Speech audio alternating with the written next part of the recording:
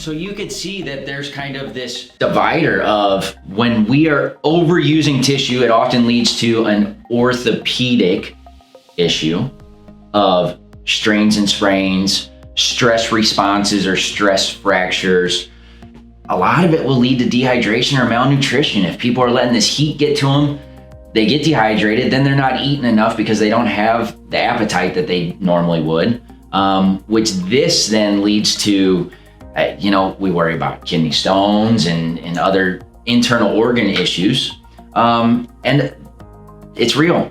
People get tears and fractures, right? From going too hard all the time. On the other side, our underuse conditions you see are more on like the internal medicine side, right? We have diabetes, especially type 2. We have obesity, which is a huge concern right now. We have high blood pressure.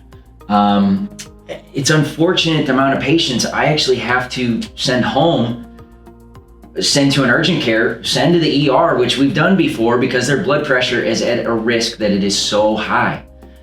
They come in with back pain, but their blood pressure is 200 over 100, 110 sometimes, which that back pain could be caused by internal organ damage from high blood pressure, And so it's not, do we just put them down on the table and pop and adjust their back? No, that is why we do an exam.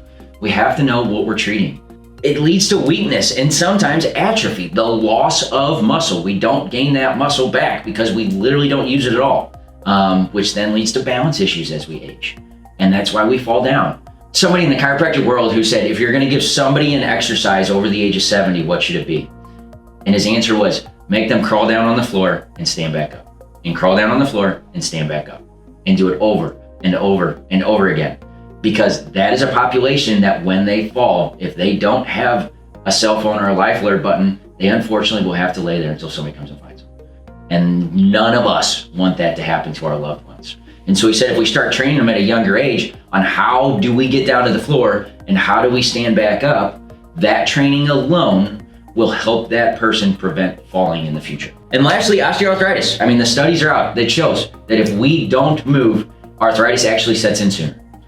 So it's opposite of what most people think, is that overactivity leads to an increase in arthritis.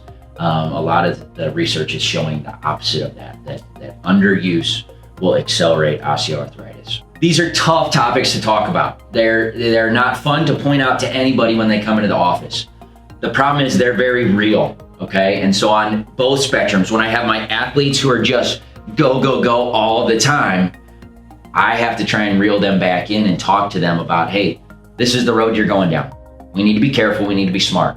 How is your sleep? How is your hydration? How is your nutrition? That alone is the first 3 things that we'll talk about, okay? And then on the population that might not be my athlete, but more the layperson, we have to go through this list. Okay, we have diabetes type 2. How long have you been on insulin and what kind? And what side effects are we getting from that insulin or that diabetes? Are we getting neuropathies down in our feet? Obesity, high blood pressure, right? It starts affecting internal organs, and then it plays into the pain receptors that we're feeling. All of this goes back to, we can treat pain, but we can't. We need to provide you with the tools to be able to help keep the pain away, right? I don't think long-term repetitive use of treatment is the best type of treatment we can give.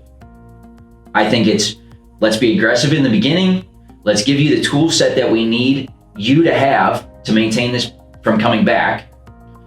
And then let's follow up and make sure that you're staying true to the course.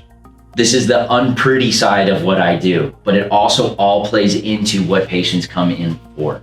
And it is very important that we start addressing these earlier in life, because we are unfortunately watching our kids start to have some of these symptoms at an age that is just unacceptable.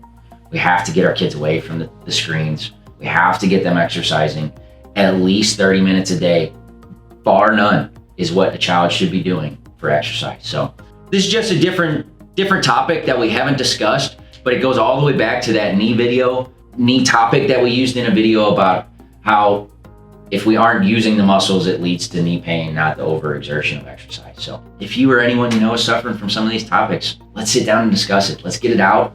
They're not fun topics, but they need to be discussed, so I'm here to help.